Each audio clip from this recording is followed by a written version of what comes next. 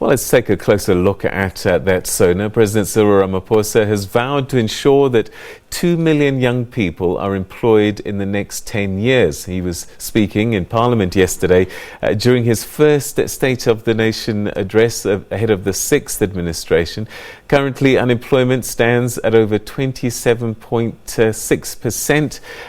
Young people constitute over 50% of the unemployed population. To discuss training opportunities for the unemployed, we're now joined in studio by PK Naicker, who's the General Manager, Strategy Planning and Reporting from the Fibre Processing and Manufacturing Sector Education and Training Authority, SETA. Thanks very much for joining us. Welcome to the program. Thank you very much, Peter. Good evening to you and good evening to the viewers. All right, so you listened to the speech yesterday, and yes. When he said 2 million jobs, your ears must have perked up quite a bit and thought, can we really do this? Is that a question you asked yourself, or you says, yes, we can? I'm sure we can. You know, I'm very positive about the SONA address by the President. I think he has got a great vision. He is very positive. He has really gripped the nation in terms of his address. And I think it's very possible, you know. Obviously, it's very much aligned to all the various government strategies, like the National Development Plan, the Vision of 2030, the Youth Employment Services, the outcomes of, obviously, the Skills Summit.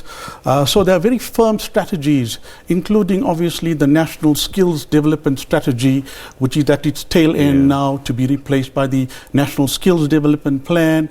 And in terms of the various outcomes and the strategic objectives of all of those strategies, I'm sure it will culminate into tangible employment opportunities for our youth, going forward. So, you know what, you've mentioned this Skills Development Plan, which is going to become a national development program going forward.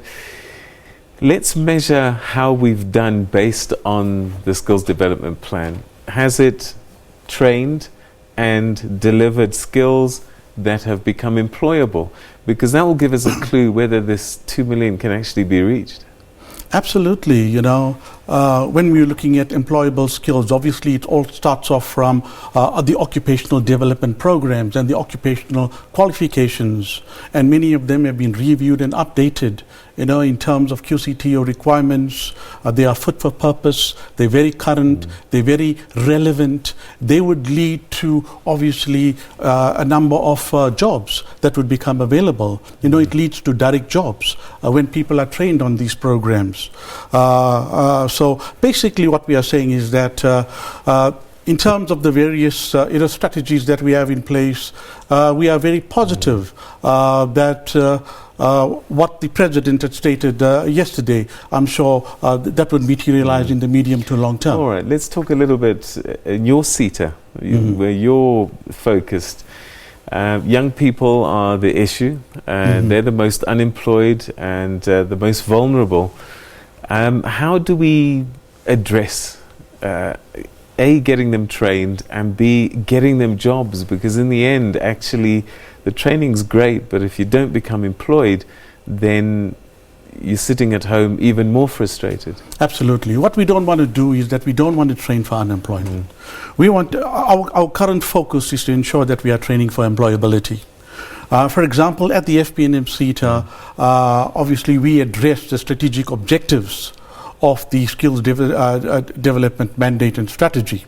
In terms of that, we have various funding windows or funding opportunities and grants that we make available to the youth and to learners.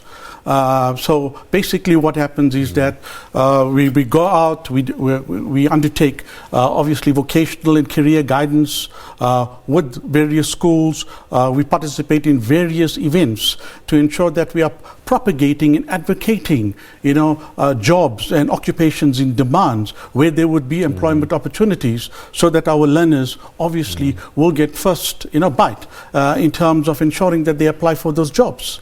What I would also like to state is that what needs to happen is that our learners need to become more aware of the mandate of SETAs and what SETAs do. For example, if you look at 2019-20, in terms of our strategic plan and our APP, we have over 6,000 grant funding opportunities for training.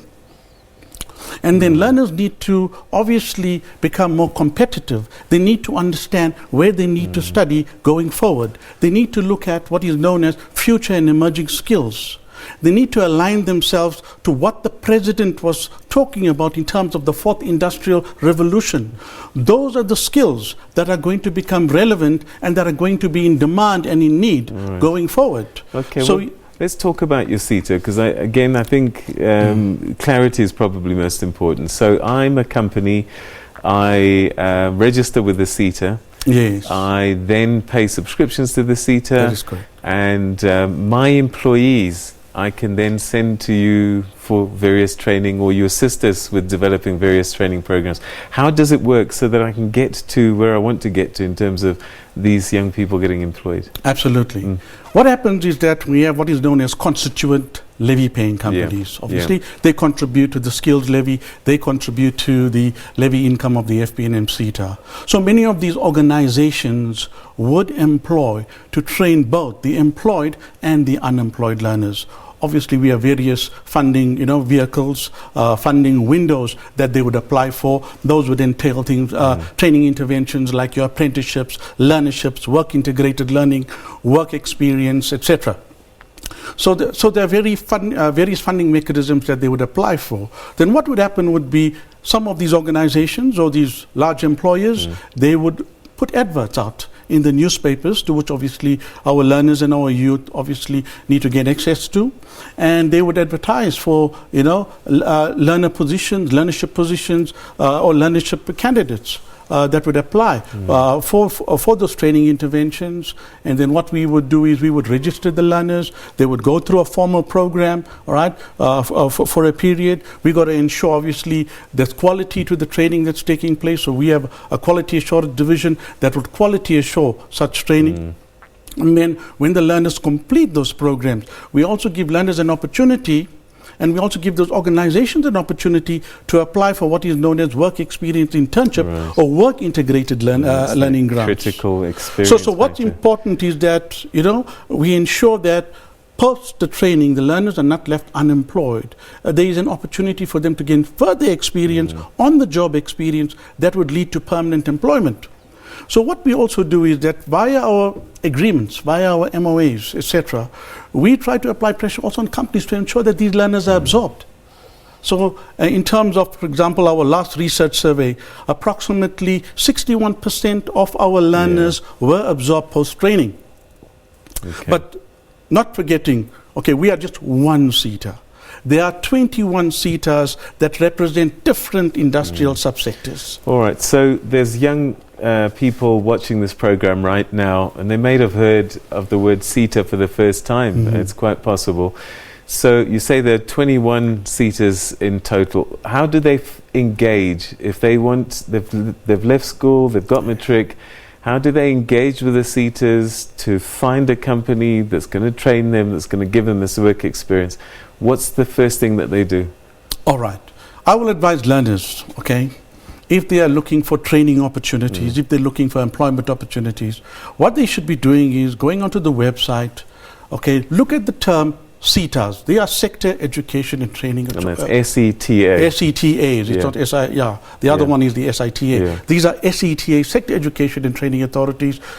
We have 21 SETAs. They all have websites. Go into the websites. Many of them have offices throughout the country in the various provinces. They will have the full contact details. They would have email addresses of contact persons. There's regional managers there. You can find out more about the skills strategy. You can find out more about training interventions, etc., if they simply just log on to a website. Many of them, many learners I know through the schools, etc., would have access to the internet. Even through your phones these days, you're getting access to the internet. So they just need to Google SETAs and see what the various opportunities are.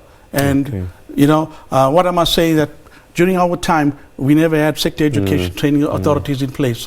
So learners have now got more support in place to ensure that they train in jobs where there's demand and they get employment. going forward. All right, and well, thanks so much indeed, Mr. Naicker, for joining us. I think we're going to have ongoing conversations just to point our young people in the right directions. But thanks so much for giving us a heads up of where to start and the kinds of initiatives that are out there to help our young people. Thanks so much indeed for your time. Yeah, thank you very much. I really appreciate the invite, and I'd just like to say that obviously, you, Peter, and ourselves, we have engaged previously, yes, and you know the work of the FPNM SETA. Recently in March, we were awarded the Best SETA Award, and we have a very dynamic leader in the CEO, Ms. Feleng Yende. She was recognized as the most outstanding individual in skills development by our Honorable Minister at that point in time, Dr. Pandor. So we thank you for the opportunity, and we need to expose the strategy more. We need learners to be exposed to basically the various opportunities that will be out there for them going forward. Congratulations on your award. Keep up the high standards. Thank you very much, sir. Thank you. Well.